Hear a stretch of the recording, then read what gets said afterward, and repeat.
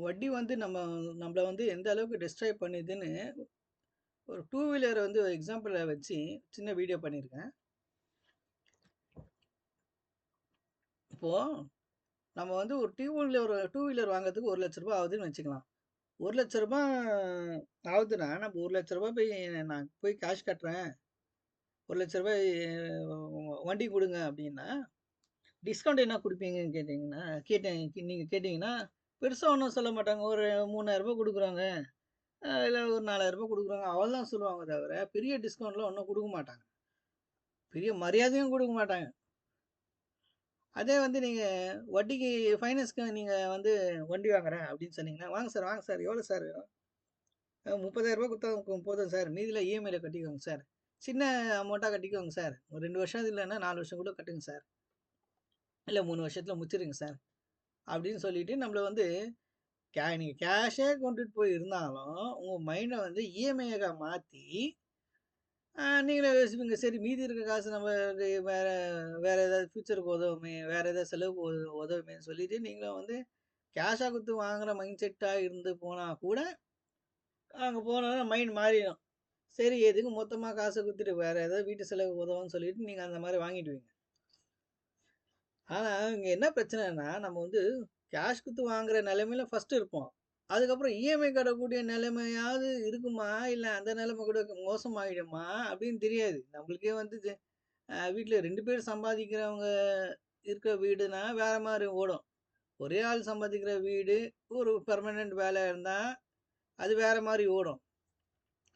அ இப்போ வந்து இது இவங்க எந்த அளவுக்கு பழக்கமாயிடுவாங்கன்னா, இஎம்ஐ இல்லன்னா எங்களால இருக்க முடியாது. இஎம்ஐல தான் கட்ட முடியும். கடன்லாம் ரொம்ப அதிகமாகி போயிடுச்சு. அந்த இதெல்லாம் வாங்கின்னு இருப்பாங்க. மைண்ட் செட்டும் மாத்தி விட்டுருவாங்க. போய் வாங்குற இடத்துல சேல்ஸ் பர்சன்ஸ்லாம் வந்து நம்ம மைண்ட் செட்ட மாத்தி விட்டுருவாங்க. கேஷ்ல வாங்குறதா இருந்தாலும் சரி. இவங்க வந்து கடன்லயே வாங்கி நம்ம வந்து எப்படியாவது கடன்ல கடனாளி ஆக்கி, அவங்களுக்கு கொஞ்சம் ஃபைனான்ஸ் வரும்ல. ஃபைனான்ஸ் வச்சு அவங்களும் புகைப்படம் நடத்திக்கலாம். 10 சேல்ஸ் பர்சன்ஸுக்கு காசையும் குடுக்கலாம். வட்டியும் வந்தது, அசலும் வந்தது. அசலு என்னைக்கு கட்ட முடியலன்னா வட்டியும் வந்து புடிங்கிடலாம். வட்டியும் போச்சு, அசலும் போச்சு, வண்டியும் போச்சு. அதெல்லாம் அசிங்கமா திட்டுவாங்க திருப்பி நீங்க கட்டலன்னா கரெக்ட்டா. ஒரு வேள நீங்க அப்படி இப்படி லேட் ஆக்கிட்டீங்கன்னு வச்சுக்கோங்களேன், கடைசியா போயிட்டு என்ஓசி வாங்குங்கன்னுவாங்க. என்ஓசிக்கு போய் கேட்டீங்கன்னா, நீங்க அந்த பேலன்ஸ் இருக்கு. அந்த பேலன்ஸ் வட்டி, கிட்டி மொத்தம் ஃபைனு கீனு எல்லாம் சேர்த்து பெனால்டி போட்டு உங்ககிட்ட வசூல் பண்ணிட்டு தான் பார்ப்பாங்க. அது ஒரு என்ஓசி இல்லன்னா உங்களால உங்க வண்டிய விக்க முடியாது. என்னைக்கா இருந்தாலும் உங்க சிபில்ல வந்து அப்படியே கடன் இருக்கிற மாரி காமிச்சு வச்சிருப்பாங்க வேணுன்ட்டே. ஆ இது வந்து காமனா நடக்குது. இது வந்து என்ன ஆகுதுன்னா, குடுக்குறாங்கன்றதுனால வாங்கிடலாம் அப்படின்னு நெனச்சு வாங்குறாங்க. இது அ நம்ம மைண்ட் செட் என்னன்னா, 12% இன்ட்ரெஸ்ட் இல்ல 14% இன்ட்ரெஸ்ட் போடுறாங்க. அது காமன் தானே அப்படின்னு நீங்க நெனைக்கிறீங்க. ஆனா வந்து அது 12% கிடையாது இன்ட்ரெஸ்ட் சொல்லப்போனா. அது பயங்கரமான இன்ட்ரெஸ்ட். அது எப்படின்னு நான் வந்து இங்க போட்டிருக்கேன் பாருங்க. அ ஒரு ரூ. 1,00,000 வந்து வண்டி ஆகுதுன்னா, நல்லா கவனிச்சோம்னா நம்ப, இந்த ரூ. 1,00,000ல டயரு இ இ இந்த டயருங்க இந்த கம்பெனியே மொத்த ப்ராடக்ட்ஸ தயார் பண்ணாது. கம்பெனி வந்து அவுட் சோர்ஸ் பண்ணிடும். டயர் ஒரு கம்பெனி தயார் பண்ணும். வீல் இன்னொரு கம்பெனி தயார் பண்ணும். ஹெட்லைட் வேற கம்பெனி தயார் பண்ணும். இல்ல சீட் கவர் வேற கம்பெனி தயார் பண்ணும்.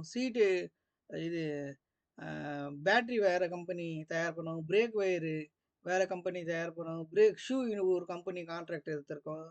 இன்ஜினு வந்து இவங்க ஸ்பெசிஃபிகேஷன் சொல்லுவாங்க. ஒருத்தர் தயார் பண்ணி குடுப்பாங்க. பாடி இவங்க போடுவாங்க. பாடி வெளியில இருக்க ஸ்டைல்ல இவங்க டிசைன் பண்ணிடுவாங்க. அதுக்கு ஏத்த மாரி அவுட் சோர்ஸ் ஆயின்ட்டுருக்கும். Shoe, brake shoe, brake wire, உள்ள இருக்க எலக்ட்ரிக்கல் ஒயரு வேற கம்பெனி, அ டயர் வேற கம்பெனி, வீல் தயார் பண்றது வேற கம்பெனி, ஹெட்லைட் வேற கம்பெனி, சீட் கவர் ஒரு கம்பெனி, சைடு மிரர்ஸ் இன்னொரு கம்பெனி, அ இந்த மாரி ஒரு வண்டி தயாராகுதுன்னா, ஒரு கான்ட்ராக்ட் எடுத்து பண்ணுவாங்க. ஆனா, அதெல்லாம் பெரிய லெவல்ல கம்பெனி ரன் ஆகும்போது, அவங்கலாம் வந்து பேங்க்ல வட்டிக்கு வாங்கி தான் பிசினஸ ரன் பண்ண முடியும். அவ்வளோ பெரிய லெவல்ல லட்சக்கணக்கான பைக்க தயார் பண்ணணும்னா, லட்சக்கணக்கான டயர் தயார் பண்ணணும், லட்சக்கணக்கான ஹெட்லைட்ஸ் தயார் பண்ணணும்னா அவங்கவுங்க பேங்க்ல வட்டிக்கு வாங்கி தயார் பண்ணுவாங்க. வட்டிக்கு வாங்கி தயார் பண்ணா என்ன ஆகும்னா, அந்த அதுக்கான அவனுக்கு டயர் கம்பெனிக்காரங்க ஆகிற பிரின்சிபல்லு ப்ளஸ் அவனுக்கு ஆகக்கூடிய இன்ட்ரெஸ்ட் எந்த அளவுக்கு அவன் வட்டிக்கு வாங்கியிருக்கானோ அந்த வட்டிக்கான செலவை கூட அதில் போட்டு தான் விற்பான். பைக் கம்பெனிக்காரனுக்கு கொடுக்கும்போது டயர் கொடுக்கும்போது மேனுஃபேக்சர் ஆன cost plus profit plus interest மூணும் சேர்த்து தான் இங்கே வந்து டயர் வந்து டயர் கம்பெனிக்காரன் இந்த கம்பெனி பண்ணி கொடுப்பான். அதே மாதிரி தான் வீலு, அதே மாதிரி தான் லைட்டு, அதே மாதிரி தான் உள்ளே இருக்க எலக்ட்ரிக்கல் ஸ்பேரு, எல்லாத்துலேயும் இன்ட்ரெஸ்ட் அட்டாச் ஆகிருக்கும்.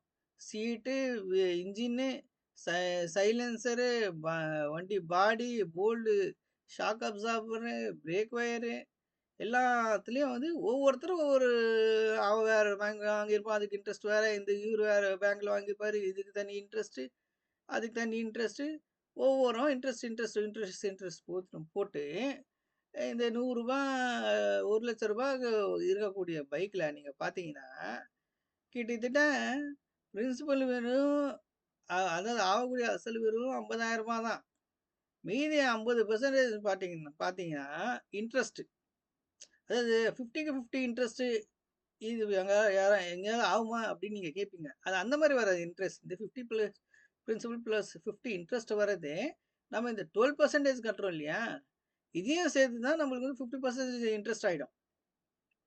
இவங்கெல்லாம் வந்து இன்ட்ரெஸ்ட் இதில் சேர்த்துன்னு போயிட்டு இந்த பொருளுடைய காஸ்ட் ஒவ்வொரு பொருளுடைய காஸ்ட்டும் இன்ட்ரெஸ்ட் அட்டாச் ஆகிட்டு கடைசி அந்த பைக் ரெடி ஆகும் இல்லையா, ரெடி ஆனதுக்கப்புறம் நம்ம ஒரு இன்ட்ரெஸ்ட் கட்டுவோம். மாதம் 12% இன்ட்ரெஸ்ட்டு. வண்டியோடைய காஸ்ட் வந்து 1,00,000 வட்டியோட சேர்த்து 1,24,000 2 வருஷத்துக்கு இன்ட்ரெஸ்ட்டுன்னு போட்டோன்னா அப்படின்னு சொன்னால் என்ன ஆகும்னா, அந்த இந்த 12% இது ஏற்கனவே இன்ட்ரெஸ்ட் போட்டேன் வாங்கிட்டேன் இந்த டயர் கம்பெனிக்காரன். ப்ளஸ் இது இன்ட்ரெஸ்ட்டும் இதில் அட்டாச் ஆயிருக்கு இல்லையா, இதுக்கும் நம்ம சேர்த்து வந்து இன்ட்ரெஸ்ட் கொடுத்தோம். அந்த இன்ட்ரெஸ்ட்டுக்கு நம்ம இன்ட்ரெஸ்ட் கட்ட போகிறோம். ஸோ அதனால் நம்ம பார்த்தோன்னா கிட்டத்தட்ட 50% வந்து இந்த வண்டியோடைய ஸ்பேர் பார்ட்டில் இன்ட்ரெஸ்ட்டாக இருக்கும். இதில் நான் இதுலேயும் ஜிஎஸ்டி ஆட் பண்ணல. திருப்பி அதை தனித்தனியாக ஜிஎஸ்டி ஆட் பண்ணால் அது பெரிய லிஸ்ட் ஆகிடும். இந்த மாதிரி வந்து principal, interest plus GST plus இது மட்டும் கிடையாது. இது மட்டும் இன்ட்ரெஸ்ட் இங்கேயும் இதோட நிற்க போகிறது கிடையாது இன்ட்ரெஸ்ட்டு. ஒரு கம்பெனிக்காரன் வந்து பைக்கை தயார் பண்ணிட்டான், அது எவ்வளோ நாள் ஷெல்ஃபில் இருக்கும்னு கால்குலேட் பண்ணுவாங்க. உதாரணத்துக்கு ஒரு ஒரு 3 மாதம் டீலர்கிட்ட இருக்கும். டீலருக்கு விற்றதுக்கப்புறம் தான் காசு வரும் அப்படின்னா, டீலரும் எல்லா வண்டியும் மொத்தமாக கேஷ் கொடுத்து வாங்க மாட்டாங்க. ஒரு அமௌண்ட்டு சர்டன் அமௌண்ட்டு கொடுத்து தான் வாங்கியிருப்பாங்க. அது வந்து விற்றா அவங்களுக்கு காசு போகும். ஆனால் ஆக்சுவலாக அவங்க என்ன பண்ணுவாங்கன்னா, கஸ்டமர்கிட்ட போகக்கூடிய டேட்லேருந்து மேனுஃபேக்சர் ஆகக்கூடிய டேட்லேருந்து டீலருக்கு போகக்கூடிய டைமு ப்ளஸ் டீலர்லேருந்து கஸ்டமர் போகக்கூடிய டைமு, இந்த டைமுக்கெலாம் அவங்களுக்கு வட்டி ஓடினே இருக்கும் பேங்க்கில். ஸோ அதையும் என்ன பண்ணுவாங்கன்னா, எப்படி வந்து இந்த அட்லீஸ்ட் இந்த மேனுஃபேக்சருக்கிட்டேருந்து டீலருக்கு வரக்கூடிய இந்த டைம் லிமிட் இருக்கு இல்லையா, இதுக்கான இன்ட்ரெஸ்ட் கூட அந்த மேனுஃபேக்சரிங்காரங்க வந்து உங்ககிட்ட வாங்குவாங்க. அவன் தயார் பண்ணி வச்சுட்டு அதை வந்து டிரான்ஸ்போர்ட்டேஷனாக இருக்கட்டும், எங்கே போய் சேர வேண்டியதாக இருக்கட்டும், எல்லாம் போய் சேர்ந்து ஃபினிஷ் ஆனதுக்கப்புறம் ப்ராடக்ட் போய் சேர்ந்து அந்த டைமிங்கு அதெல்லாம் போட்டு பார்த்தானா, அந்த ஒவ்வொரு நாளுக்கும் இன்ட்ரெஸ்ட் வந்து நம்மக்கிட்டே தான் வசூல் பண்ணுவாங்க. ஏதே விற்காத பொருள் கூட நம்ம வந்து வட்டி கட்டணும். அதெல்லாம் வந்து சொல்ல மாட்டாங்க, டிக்ளேர் பண்ண மாட்டாங்க. நம்ம அப்படி தான் அண்டர்ஸ்டாண்ட் பண்ணுவோம். பிஸ்னஸ் வந்து interest is based on time. Time எவ்வளோ டைம் இழுத்து அடிக்கிறாங்களோ அதுக்கேற்ற மாதிரி தான் வந்து இன்ட்ரெஸ்ட் போடுவாங்க. அது வந்து தனித்தனியாக போட மாட்டாங்க. நம்ம தான் புரிஞ்சுக்கணும். அதனால் நான் என்ன சொல்கிறேன்னா, இந்த இன்ட்ரெஸ்ட்னால தான் வண்டியோடைய ரேட்டு இவ்வளோ அதிகமாக இருக்குது. இல்லைன்னா ஓரளவுக்காவது கம்மியாக இருக்கும். பேங்க் வந்து அவங்க வந்து ப்ராஃபிட்டுக்கு தான் உட்காந்துட்டு இருக்காங்க. அவங்களுக்கு தேவை வட்டி. அவன் எப்படி போனால் அவங்களுக்கு கேர் கிடையாது. நம்ம என்னன்னா நம்மளுக்கு எப்படியாவது வண்டி வந்தால் போதும்ப்பா, யாராவது ஒருத்தர் கொடுக்குறாங்களேப்பா, கடன் கொடுக்கறதே பெரிய விஷயம்னு நினைக்கிறது. அந்த மாரி இதே சிச்சுவேஷன் நம்ம இதே மைண்ட் செட்டுக்கு நம்ம தயாராகி போயிட்டோம். இதே மைண்ட் செட் தயாராகி போய் சில பேர் வந்து அவங்களோட கெப்பாசிட்டிய விட அதிகமா வாங்கிறாங்க இன்ட்ரெஸ்ட்டுக்கு. அது வந்து ரொம்ப டெட் எண்ட்ல போய் முடியுது. இல்லன்னா ரொம்ப காஸ்ட் அதிகமா போய் முடியுது. இவங்கலாம் வாங்குறதுனால கேஷ் குடுத்து போய் வாங்குறவனுக்கு ஒரு மதிப்பும் கிடையாது, ஒரு மரியாதையும் கிடையாது. பெரிய லெவல்ல டிஸ்கவுண்ட்டும் கிடையாது. கேஷ் குடுத்து மொத்தமா வாங்க போறவங்க கல்லால காச பார்க்க போறேன். ஒரு ரூ. 10,000 கம்மி பண்ணி குடுத்தா என்ன? அப்படி கிடையாது. அப்படி குடுக்கவும் மாட்டாங்க. ஆ நீங்க வேணா இஎம்ஐ வாங்குங்க சார்ன்னுவாங்க. ஏப்பா ஒரு ரூ. 10,000 கம்மியா குடுப்பா. மொத்தமா வாங்குறல்ல ரூ. 90,000 நீ ஒவ்வொருத்தர்கிட்ட 30, 30, 30ன்னு சொல்லிட்டு, நீ 3 வண்டி வித்தன்னா உனக்கு ரூ. 90,000 ஆகும். நான் ஒரேடியா ரூ. 90,000 குடுக்குறேன். ஒரே வண்டி ரெடி கேஷ் அப்டின்னா கூட, அதெல்லாம் டிஸ்கவுண்ட்டும் குடுக்க மாட்டாங்க. பெரிய லெவல்ல. அவங்களுக்கு வேல்யூவும் இருக்காது. இது வந்து இன்ட்ரெஸ்ட் தேவையில்லாம வந்து நம்ம லைஃப்ப வந்து ரொம்ப ஸ்பாயில் பண்ணி நம்ம கிட்ட இருக்கிற சேவிங்ஸையும் சுத்தமா ஜீரோ ஆக்கிட்டு நம்மள வந்து ஓட்டாண்டி ஆக்கி விட்டுரும். அ நம்மளோட ப்ளஸ் என்னன்னா நம்மளோட பர்ச்சேசிங் பவர வந்து கம்மியாக்கி விட்டுரும் இன்ட்ரெஸ்ட்டு. அ சில பேர் வந்து ரூ. 2,50,000 வாங்குறாங்க புல்லட். ரூ. 2,50,000 ரூ. 3,00,000 புல்லட். நான் சொல்றேன் ரூ. 3,00,000 நீ புல்லட் வாங்குறதுக்கு உனக்கு வந்து 3 வண்டி வந்துரும் கிட்டத்தட்ட. அ நீ 3 வண்டி வருதுன்னா, சுமாரா ஒரு வண்டி நீ 10 வருஷம் ஓட்டுனா கூட, 3 வண்டிக்கு 30 வருஷம் உனக்கு வந்து ஓட்டக்கூடிய வைக்கக்கூடிய பட்ஜெட் அது.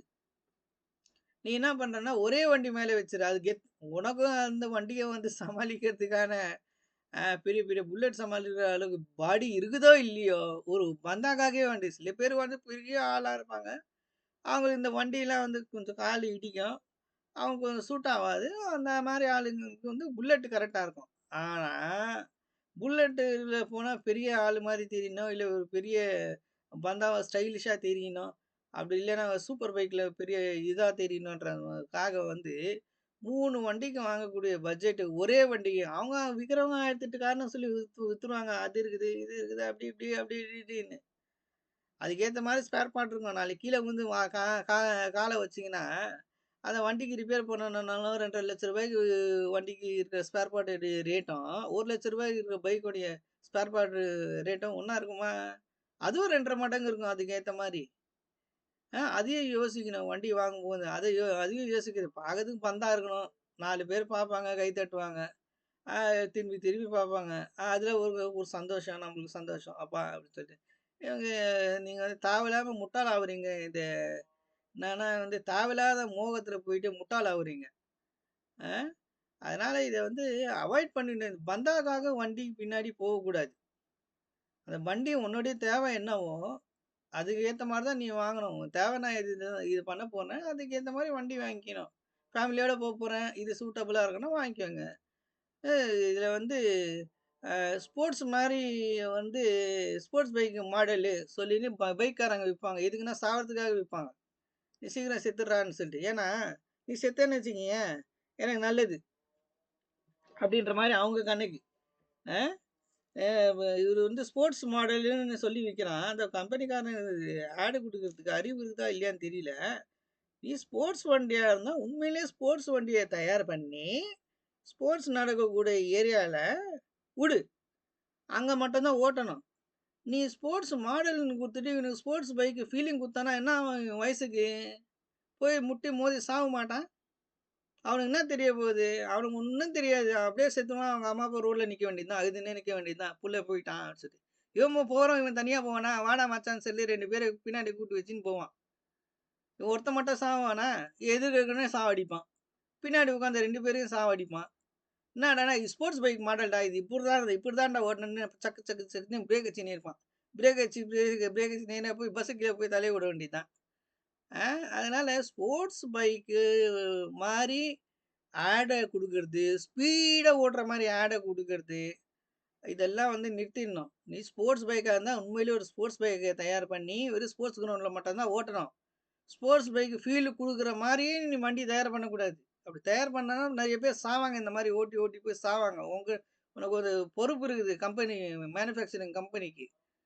அ அ பசங்க இத்தன பேர் சாவுறாங்க, தேவையில்லாம சாவுறாங்க. நான் இந்த மாரி ஆட நம்ம குடுக்கக்கூடாது. ஓவர் ஸ்பீடா ஓட்டுற மாரியும், டுர்ருன்னு போற மாரியும் 4 மியூசிக் போட்டுக்கிட்டு, அ ஃபர்ஸ்ட்டு இத அவாய்ட் பண்ணிடணும். இந்த மாரி வந்து தேவையில்லாம வந்து இந்த ஸ்போர்ட்ஸ்ன்ற மாரி ஸ்போர்ட்ஸ் பைக் மாடல். அது வந்து சாதாரண ரோட்ல ஓட்டுறது. இல்ல ரோடு காலியா இருக்குன்னு ஓட்டுறது. அந்த அந்த சீனே குடுக்கக்கூடாது. ஓடவும் கூடாது அந்த ஃபீலே வரக்கூடாது. அந்த ஃபீல் வந்துச்சுன்னா, நீ போய் ஸ்போர்ட்ஸ் பைக் எடுத்துட்டு அங்க போய் வாடகைக்கு எடுத்துட்டு எங்க போய் ஸ்போர்ட்ஸ்ல போய் ஓட்டுவியோ ஓட்டிக்கோ. ஆ போய் தேவையில்லாம போய் சாவாத. அதனால வந்து நான் ஒரு வண்டிக்கு வந்து எவ்வளோ காசு வைக்கணுமோ, அவ்வளோதான் காசு வைக்கணும். தேவைக்கு ஏத்த மாரி தான் வண்டிய வாங்கலாம். இல்லன்னா வட்டி மேல வட்டி இதே ரொம்ப அதிகம். வட்டி மேல வட்டி கட்டிக்கின்னு லைஃப்ப ஸ்பாயில் பண்ணிக்க வேண்டியது தான். கையில சேவிங்ஸ்ல ரூ. 1 மிஞ்சாது.